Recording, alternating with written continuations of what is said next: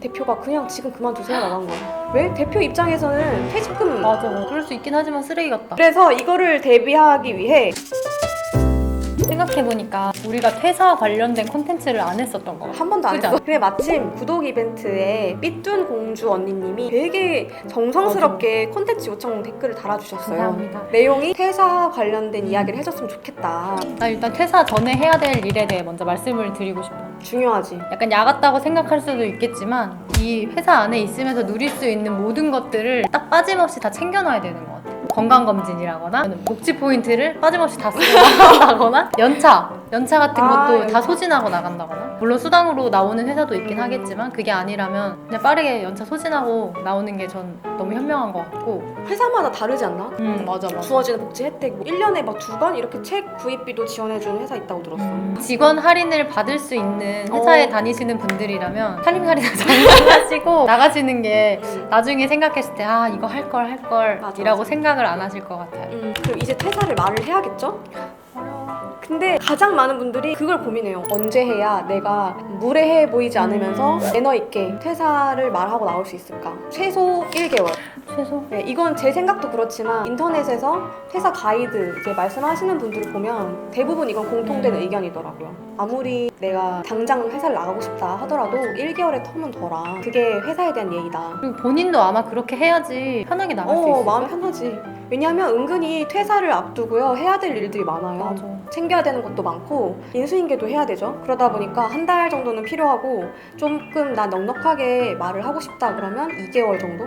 뭐 3개월 전에 미리 말할 필요는 없는 것 같아요. 왜냐면 저 사람 퇴사하는데 이 얘기를 3개월 동안 듣는다고 생각하면 낙인이 괴롭거든요. 찍힌다고. 그리고 한 가지 주의사항이 있는데 이거는 실제로 제 언니가 겪은 일인데 1년을 일하고 회사를 그만두려고 했어.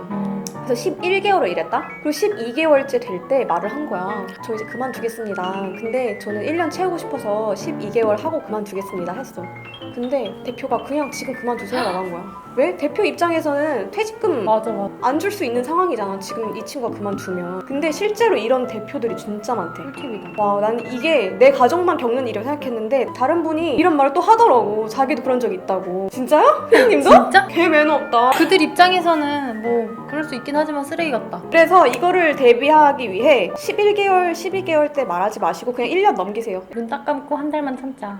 퇴직금 받으려면. 퇴직금 안 받고 나 지금 당장 나오고 싶다 하면 어쩔 수 없는데 참고하시면 좋을 것 같아요. 삐으리.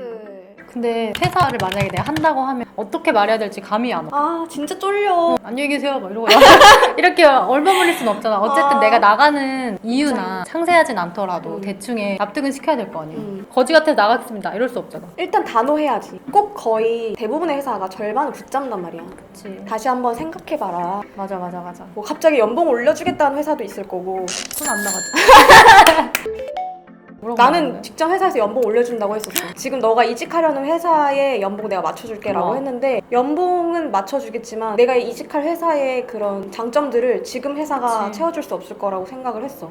그래서 이직을 했고, 그러니까 붙잡을 때 예상 질문을 생각을 한번 쫙 해보세요. 아 이런 이유로 붙잡겠지? 뭐 이런 제안을 하겠지? 예상 시나리오 짜고 내가 마음을 단단하게 먹었다면 단호하게 거절을 해야 붙잡히지 않습니다. 진짜로. 왜냐면 여기서 잘못하면 얘 약간 좀만 건드리면 그냥 다시 일하겠네? 이런 분위기 형성되잖아요. 그러면 1개월, 2개월, 3개월 계속 그냥 그 회사에서 못 빠져나와. 그러니까 마음을 먹었으면 그냥 두 번 다시 안 볼 사람이다 라고 생각하고 말해야 된다. 나는 만약에 퇴사를 한다면 꼭 해야 되는 것들을 정리를 해놓거든. 뭐 예를 들어서 인수인계 파일은 다 한 곳에다 모아서 뭐 외장하드에 정리를 해놓는다. 그리고 내가 지금까지 해왔던 모든 기록이 담긴 노트북을 아예 싹 다 포맷을 한다. 왜냐면은 혹시 모르잖아. 내 셀카가 어디 숨어있을지 모르고. 약간 그렇잖아. 무섭잖아. 아 근데 갑자기 생각났어. 실제로 그런 분이 있었어. 나 전 회사에서 한 분이 셀카였어. 근데 그게 다 많은 거야. 어떻게 너무 끔찍하고 싶을 것 그래서 같아. 그거를 봤어 동료들이. 무조건 지우고 잘 나가세요. 그리고 나 인터넷에서 그런 썰을 봤거든. 디자이너가 퇴사를 했는데 작업물을 다 삭제하고 갔다.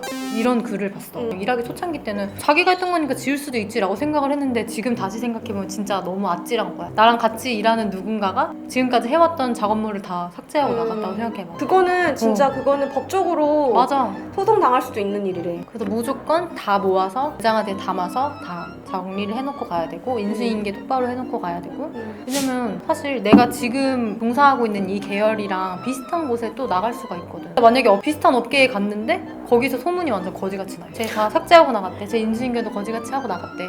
소문이 날 수도 있으니까 아무리 거지 같은 회사라도 나오실 때는 체크를 해야 깔끔하게 돼요. 정리하고 나오시는 게 좋을 것 같아요. 근데 너무 세상은 좁기 때문에 다른 업계라도 네. 조심해야 돼. 양대일로 이제 이직을 했잖아. 근데 진짜 난처했던 적이 전 회사에 전화를 해야 되는 상황이 있었어.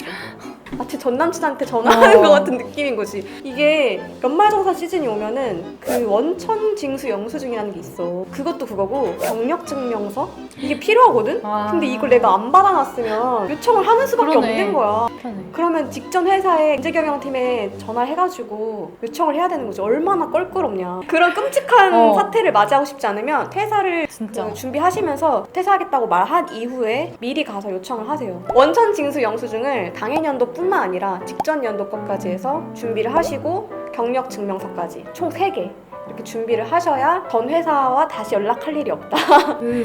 마지막으로 정확히 어느 요일에 하는 게 좋을까? 언제 하는 게 좋을 것 같아? 금요일. 금요일날 퇴근하면은 토요일, 일요일날 다른 사람 다 같이 쉬는데? 아 그러네? 이 월요일. 정답 월요일. 난 이거는 진짜 몰랐는데. 아 근데 그러네. 생각도 못했어. 아 근데 기분도 월요일에 하는 게 짜릿하긴 한데 이게 돈이랑도 관련이 돼 있는 거야. 아. 왜냐면 주휴수당이 있잖아. 금요일날 쉬잖아? 주휴수당이 해당이 안 돼. 내가 월요일, 화요일 이쯤에 그만둬야 전 직전 주말이 주휴수당이 쳐지는 거야. 헐 신기하다. 그 큰 금액은 아니겠지? 그래도 내가 받을 수 있는 그치. 돈인데 날리는 것보다는 이걸 모르고 그냥 금요일날 퇴사하는 분들도 있는데 꼭 월요일이나 화요일날 해라. 근데 이거를 회사에서 아는 경우도 있대. 아 얘 이래서 월요일, 화요일날 알게 뭐야. 퇴사하겠다 하는구나. 그러더라도 맞아. 강력하게 입장을 말을 하세요. 아닌데요? 이런. 그냥 월요일이 좋은데요? 그래서 기억하자. 월화수 그때 하는 게 좋다. 퇴사는 월요일이다. 그래서 퇴사는 아마 이 영상을 보고 있다면 다들 결심을 한 분들이겠죠? 저희 끝나면서 그분들 위해 퇴사자 인더하우스 틀어주시면 안 돼요? 이게 저작권 걸리나요? 아 퇴사자 깔아줘요.